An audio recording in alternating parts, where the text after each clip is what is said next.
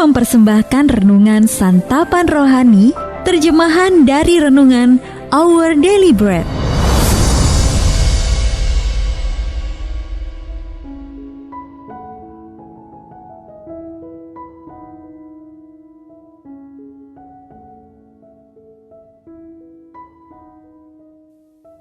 Sahabat ODB, pembacaan Alkitab hari ini terambil dari 1 Korintus pasal yang ke-12, ayat yang ke-12 sampai dengan ayat yang ke-14, lalu dilanjutkan dengan ayat yang ke-21 sampai dengan ayat yang ke-27. 1 Korintus pasal yang ke-12, ayat yang ke-12 sampai dengan ayat yang ke-14, lalu dilanjutkan dengan ayat yang ke-21 sampai dengan ayat yang ke-27. Banyak anggota, tetapi satu tubuh. Karena sama seperti tubuh itu satu, dan anggota-anggotanya banyak, dan segala anggota itu sekalipun banyak, merupakan satu tubuh. Demikian pula Kristus. Sebab dalam satu roh kita semua, baik orang Yahudi maupun orang Yunani, baik budak maupun orang merdeka, telah dibaptis menjadi satu tubuh. Dan kita semua diberi minum dari satu roh. Karena tubuh juga tidak terdiri dari satu anggota, tetapi atas banyak anggota. Jadi mata tidak dapat berkata kepada tangan, "Aku tidak membutuhkan engkau," dan kepala tidak dapat berkata kepada kaki, "Aku tidak membutuhkan engkau." Malahan justru anggota-anggota tubuh yang nampaknya paling lemah yang paling dibutuhkan. Dan kepada anggota-anggota tubuh yang menurut pemandangan kita kurang terhormat, kita berikan penghormatan khusus. Dan terhadap anggota-anggota kita yang tidak elok, kita berikan perhatian khusus. Hal itu tidak dibutuhkan oleh anggota-anggota kita yang elok.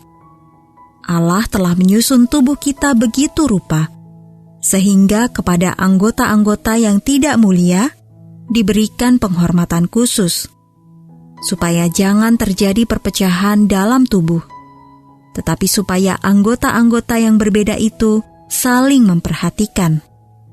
Karena itu, jika satu anggota menderita, semua anggota turut menderita. Jika satu anggota dihormati, semua anggota turut bersukacita. Kamu semua adalah tubuh Kristus, dan kamu masing-masing adalah anggotanya. Ayat mas renungan hari ini terambil dari 1 Korintus pasal yang ke-12, ayat yang ke-22. Malahan justru anggota-anggota tubuh yang nampaknya paling lemah, yang paling dibutuhkan. Renungan hari ini berjudul Pekerja di Dek Bawah, ditulis oleh Sheridan Fauzi. Sahabat ODB, seorang teman saya bekerja di rumah sakit apung bernama Africa Mercy yang menyediakan layanan kesehatan cuma-cuma di berbagai negara berkembang. Setiap harinya para stafnya melayani ratusan pasien yang tidak akan terobati tanpa layanan mereka.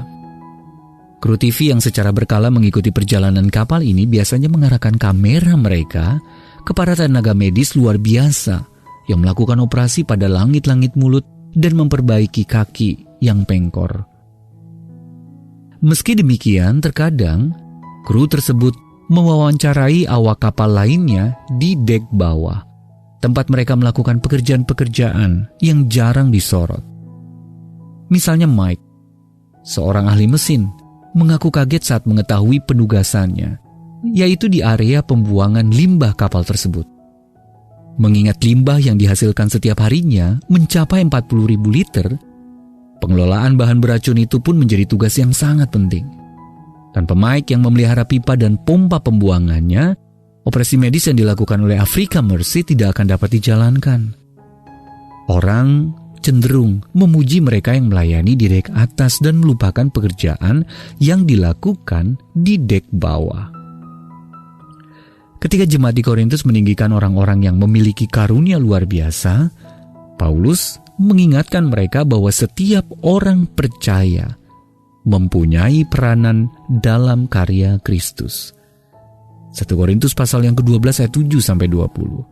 Setiap karunia bernilai penting, baik karunia menyembuhkan maupun karunia untuk menolong orang lain.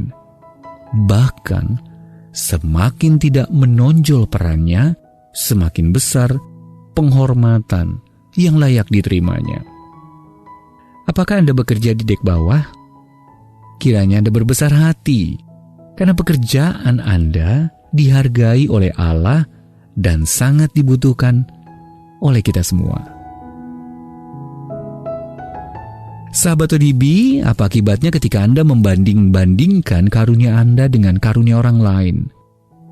Siapa pekerja di dek bawah yang patut Anda berikan penguatan hari ini? Mari kita berdoa. Ya Allah, aku berharga di mata-Mu. Terima kasih karena Engkau telah memperhatikanku. Entah orang lain melakukannya atau tidak. Amin.